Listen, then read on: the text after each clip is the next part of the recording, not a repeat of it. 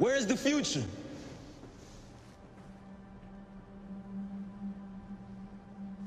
Right here.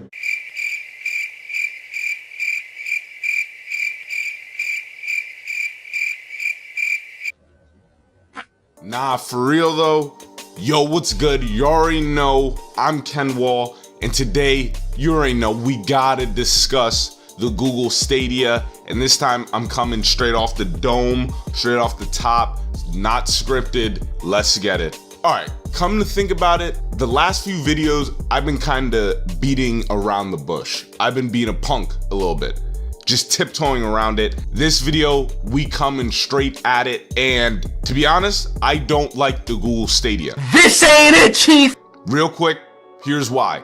I don't like how it's only streaming, and I'll get into the recommended internet speed, and we'll get into all that later in the video. So that's one thing I very dislike. Second, you know me, and I think a lot of gamers, and I'm doing a follow-up video about physical copies later in the week. I don't like how we technically aren't going to be able to own our games. I think gamers need to really start thinking about ownership. It always reminds me of music. I'm a big music head. I follow music very heavily, and owning your content is very important to me, and especially with games. I don't want a certain point in the future to come where I have to only have digital games and I have no control over those games, even though I bought it and I still feel like I don't have control over it. That's my biggest problem with the Google Stadia. But with all that being said, I just listed what I disliked about it, what I don't like about the Stadia. But I do think it has a chance, because Google did announce that they are going to be working on exclusives for this platform. And I really do believe when it comes to console wars or anything that involves platform and consumers picking which one they're gonna go with, exclusives are in the forefront. They will always be in the forefront because it makes people gravitate towards those systems. So if Google can really create some new innovative games for the Stadia that really complement what the Stadia can do, then we got something cooking here. Because, for example, Halo 3, one of the reasons why I thought Halo 3 was, like, honestly, no gas, a masterpiece, and you guys know me, I've been talking about Halo 3, I've done plenty of videos of why I think Halo 3 was so great, and it's one of the small things that they did with it. Bungie, we all know Bungie and Microsoft worked together to make the 360, and I don't know how they did it, but they made Halo 3 really show off why the 360 was so, why the features on the 360 were so great. Like, back in the day, I'm pretty sure game chat, there was no separation, so the other team could hear you. So therefore, when it was ranked play, you wouldn't want the other team to hear you and your friends, so you would create a party chat so they wouldn't hear you in ranked play. Another example, Halo 3, if you played with someone that was cool, all you do is go to recent friends, and it helped you with that. You could join people's session in progress. Halo 3 really showed off the capabilities of the 360 and why it was so great to have Xbox Live, especially with the exclusives the 360 came out with. It showed a reason why it was so great. I think Stadia definitely needs an exclusive like that. You have to focus on the features that the Stadia has and see how the game can really use it to its full potential. I get it, there's always a chance for anything to succeed, but for me, it's the exclusives that really count. But when it comes down to that internet, bro, I really do not know how they're going to solve this internet issue, and that really concerns me, especially because at least the Xbox approach makes more sense, especially with Game Pass, because obviously you can still install the games.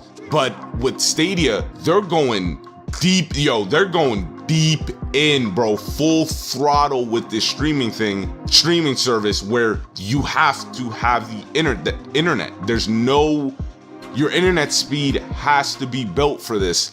And if it's not, you're not going to enjoy it. So if you don't know, they ran, I forget what it was called. Was it called Project Live? When Assassin's Creed Odyssey first came out, where you could play it on Google Chrome, and you had to sign up for it, and a lot of people got turned away because their internet wasn't built to run it. And a lot of people obviously didn't get to try the feature, and the people that did say they tried it, they said it was good, but how many was that? And that's a big concern. I read that supposedly the megabytes, if you want 4K 60 frames per second, you have to have 25 megabytes per second. In what? The United States, guys, it's the average upload speed, the average internet speed is 22.22 megabytes, something like that. And I know in the UK, it's a little worse.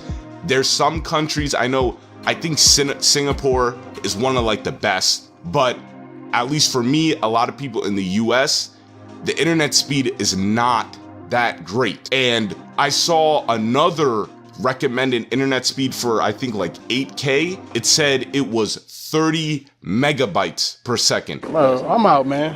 That nigga's tripping. You bugging if you think the majority can get that. It's going to be hard for people just to get the 4K 60. And you guys are really beefing up, you guys are really gassing up the specs for the Stadia, but will that really matter when the majority can't really run it because their internet just isn't great yet? But with that being said, they did say the bandwidth for America is getting better each year. So we'll see about that. And like I said, we'll see about that when the Stadia comes out. There's a lot of let's wait and see if this thing can really perform, because there's no really indication if this thing is going to be that great yet. Another thing Google Stadia will have to figure out is what type of gamers they're trying to appeal to, because off the jump, they are kind of excluding a big section of gamers, which are multiplayer gamers, the people who like facing off against one another. So that includes shooters, fighting game, sports games. What's going to happen with those type of people, especially when that's a big group of people, that's a massive group of people that you're just shutting out. I'm not, all right, that's kind of harsh, but it doesn't seem like this platform will really benefit those people, especially people like me, because I love shooters, sports, and fighting games. I like all those games, because when it comes to latency and all of that, that's going to be very hard to maintain when it's just all in the cloud and it's based on servers. There's a lot of stuff. And when it comes to that input lag, that is detrimental to these games. So I don't know what they're trying to be, because a lot of what they were showing off were single player games and their like tech demos, whereas it wasn't that demanding for like 2 users. There wasn't that much input involved. There was only like 1 input, and that was from the one person that was playing. So I don't know, they're gonna have to figure that out, because especially how a lot of people are playing battle royale games, and how a sports game comes out every year, and a fighting game, a big fighting game, like for example Mortal Kombat 11 is coming out this year.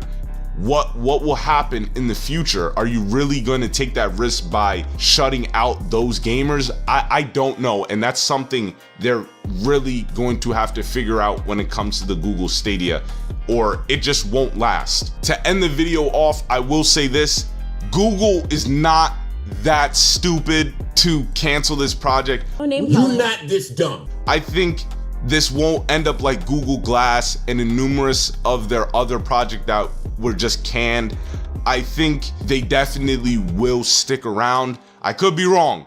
I very well could be wrong. I would be mind blown, bruh, if they were just like, nah, we out. We ain't built for this. We ain't built for the consoles. We ain't built for gaming. We're gonna stay in our lane.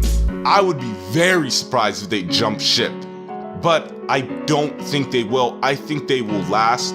I think they will they gotta show the effort.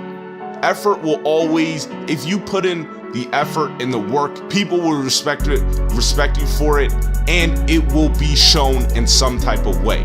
Remember, Google, this ain't your house. This is our house. We're gamers. We know what we want. We'll see right through. We know what you want. You guys gotta appeal to us. We get it, you're Google, but that doesn't mean squat to us. We want a good gaming experience. This is our house. You're stepping into our house, our lane. You guys are getting, I don't know if I don't like how Google's stepping into our lane. I want to be the same people, but cool, it's cool that you guys are, I respect it, but you guys gotta respect us and what we want. So just remember that, Google, please. You already know who it is, I'm Kenwall. Like I said, this is just a discussion video. Please comment. That's all I care about. I wanna see what you guys think about it. Like I said, I have an Instagram that posts frequently, at least 4 times, not 4 times a day, 4 times a week. So Monday, Tuesday, Wednesday, Thursday, all gaming related in some type of way, multiple times a day. So if that's what you like, I really advise you to follow me on Instagram. Please, link in the subscription below. Goddamn. Always messing it up. You already know who it is. I'm Kenwall. I'm out. Peace.